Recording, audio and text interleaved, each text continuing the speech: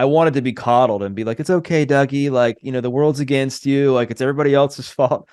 But he's like, dude, you're blaming everybody else for your problems but yourself. He was like, there's plenty of people that were in your circumstances and aren't in jail, right, Doug? And I'm like, yep. He's like, you chose to get yourself here. He's like, you have two choices. You can be a man, look yourself in the mirror, and know that it's up to you to change the future of your life. Like, nobody's coming to save you.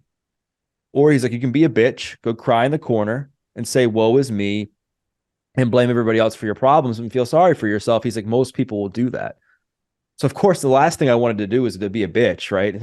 And also like I had this like kind of aha moment because the drugs at that point had been, out of my system and was starting to get through like a little bit. Like, I had started to get through the days that I was in.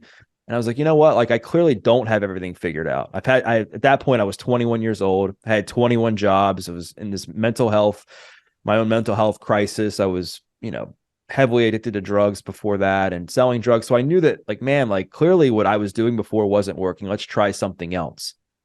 And that inspired me to start working out in jail. And when I started to work out, I could barely hold myself up to do a push-up from my knees, could hardly walk up and down the steps. But with his motivation, training me in there every single day during my 90-day sentence, I was able to do a set of 10 push-ups and run a mile by the time it was all said and done. And it was super transformative to me. I mean, it taught me a lot of things that I needed to learn to be taught, like the importance of self-discipline, like really like following through with the things I said I was going to do. It taught me the importance of, getting comfortable, being uncomfortable, because, you and I talked about this on my podcast, but before I went to jail, I couldn't embrace discomfort at all. Anytime I would get stressed, I'd do a drug. Every time I was anxious, I would do a drug. Every time I would, get into a fight with somebody, I would do a drug, whatever it was. And so I wasn't used to dealing with my emotions.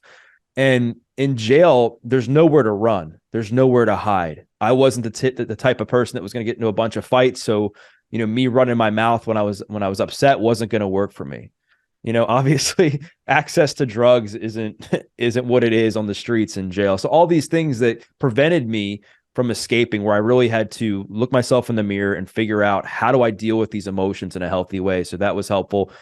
And the other thing was just like really establishing this belief in myself that I think was just, it was there. Before, it was just so buried down because of all the stuff that had happened in my life. And obviously a lot of the stuff that I did to myself, that I found that belief in myself again.